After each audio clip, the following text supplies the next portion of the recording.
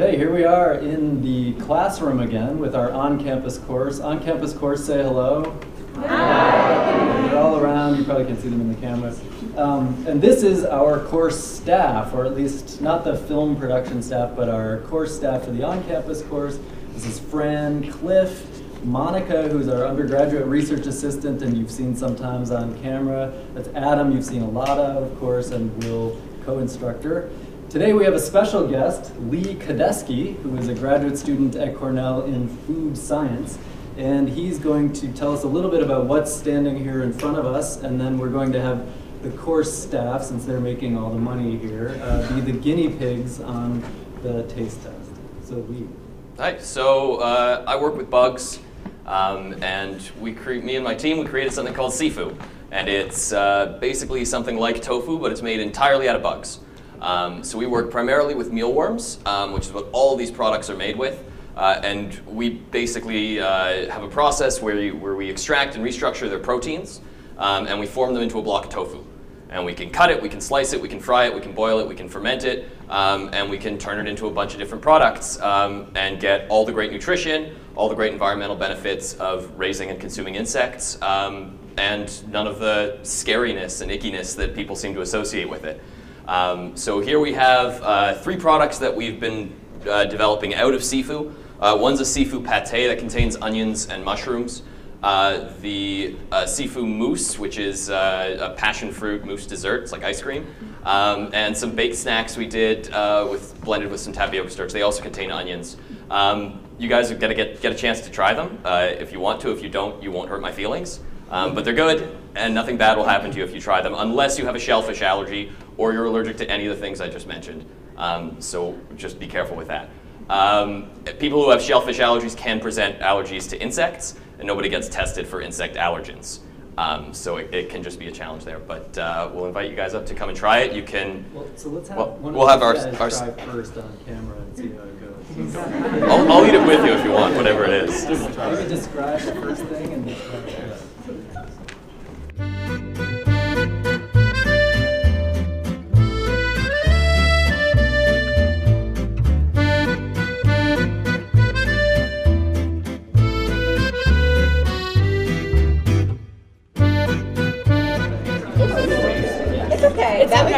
That one, like, it's different, but So bugs are green, they're really efficient, and they're really nutritious. So they got about as much protein as beef.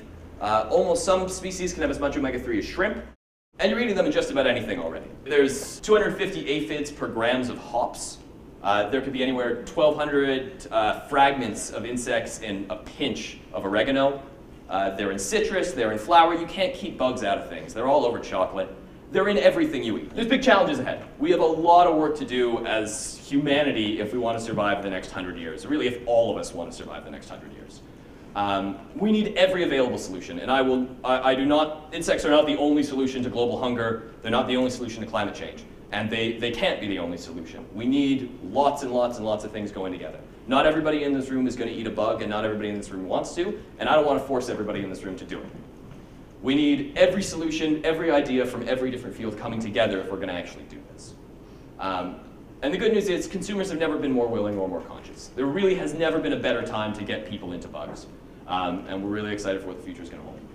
So with that, I just want to acknowledge my team on CFu development, my brother Ellie, Dan and Rachel, who both have worked with us on CFu, my advisor, Dr. Muraru, who's given me the time to come here and just work in the labs and things, and the whole Cornell Department of Food Science, who've just been really supportive. And welcome any questions. You can check our website out if you want to see what we're doing. We're on Twitter, and if you have any questions or you want to chat, shoot me an email.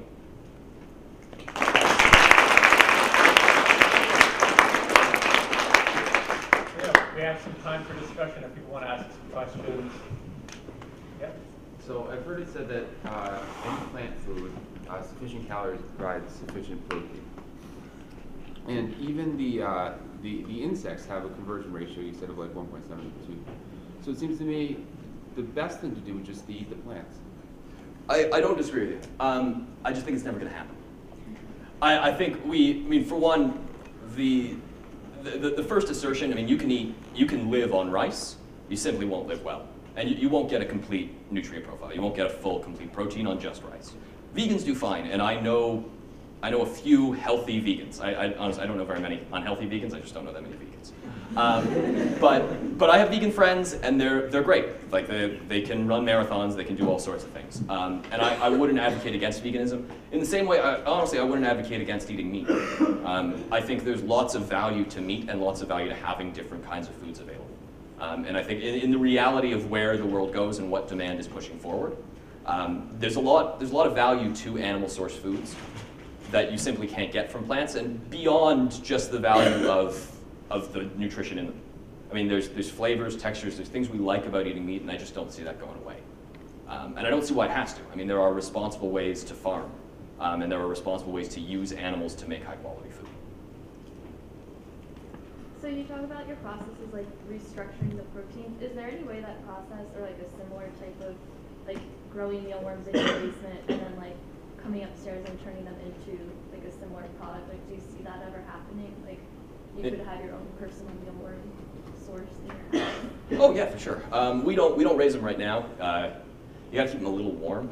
Most of the farms that you see are actually in the south or in California because the temperature's a little warmer. And because they're cold-blooded, you can raise them at cooler temperatures. They just don't grow nearly as fast.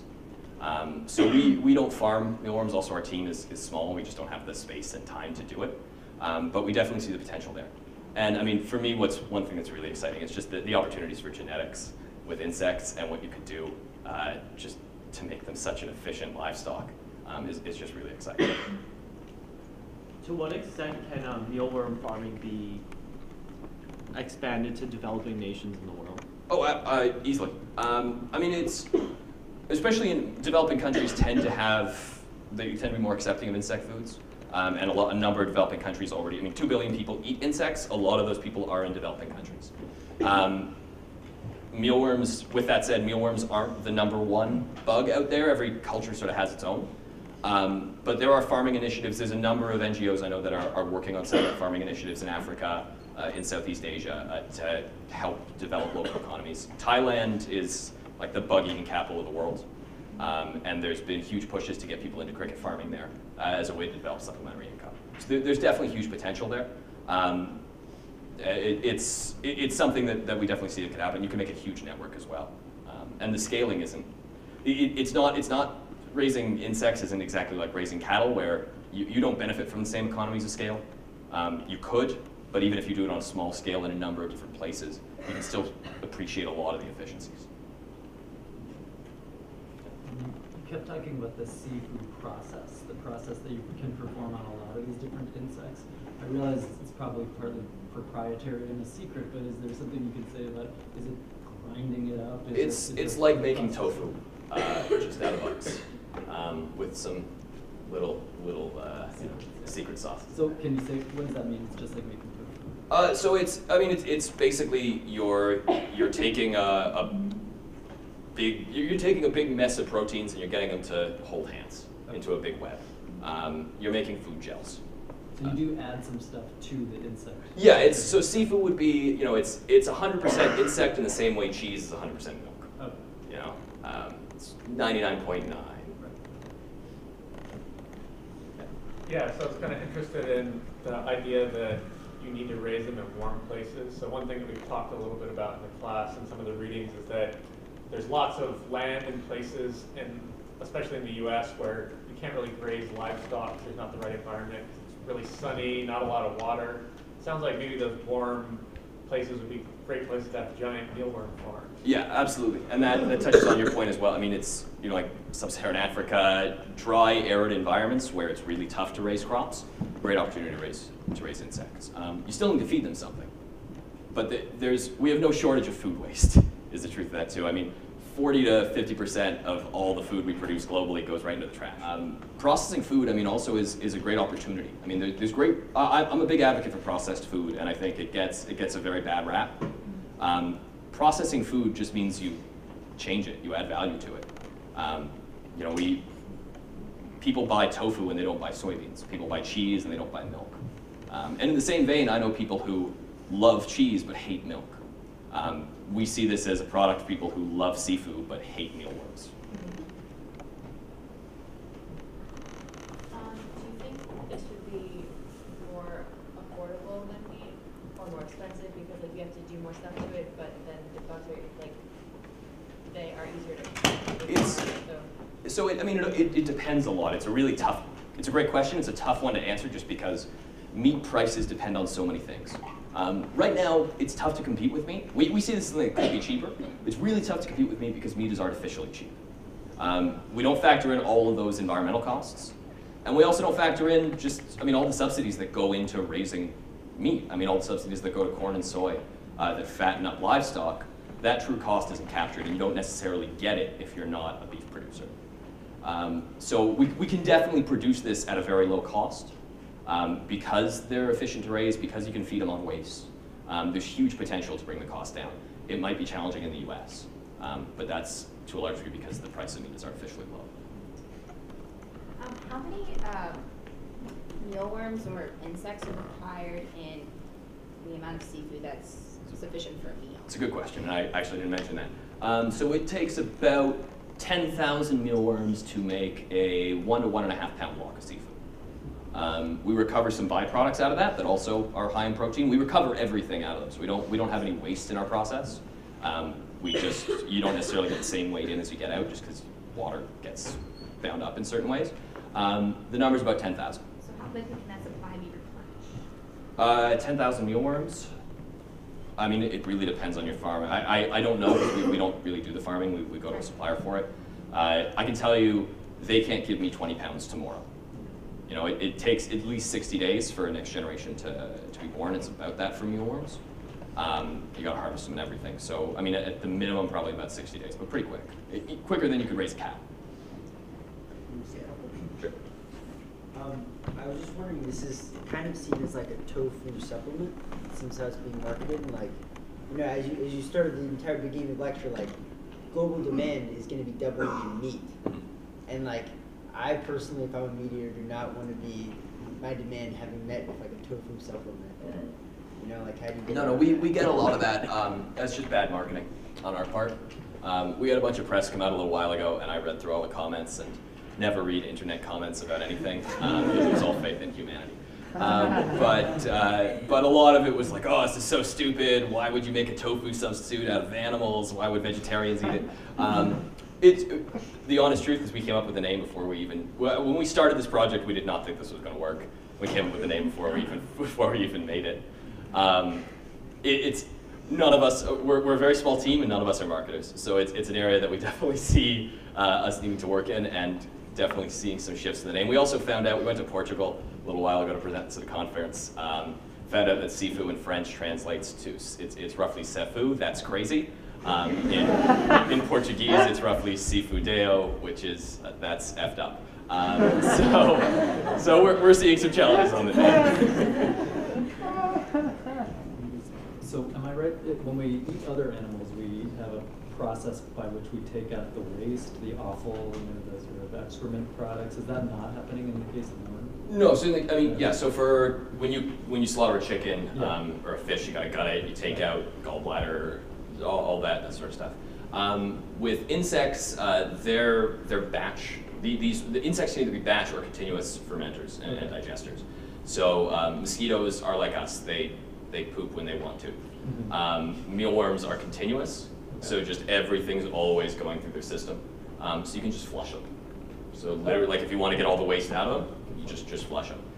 The other part of it too is, a lot of the stuff in an insect is chitin. It's basically, they wear their skeletons on the outside, and they make them out of chitin. Humans can digest chitin. We have chitinases. You don't get a lot of nutrition from chitin because it's pretty much just hard cellulose. But we can break it down and get nutrition from it. Shakespeare taught us that we are all food for worms, but Lee Kadesky and company are going to teach us that worms can be food for us first. Fight back.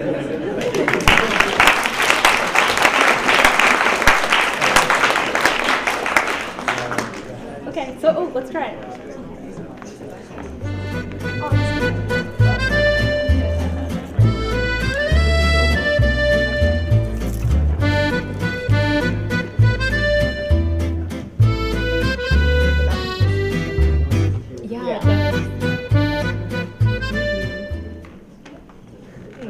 I really get the passion for your flavor. It's kind of overwhelming. Yeah, I think. This one, I think, when I tasted it earlier, it tasted a lot like, I can get the onion and mushroom, but I feel like it has more of the insect taste. Yeah, I don't get any of that. This Yeah, one it's is completely natural. Yeah, completely covered. Yeah. Good texture too. Really smooth.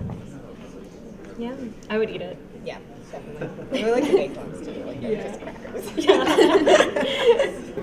Yeah.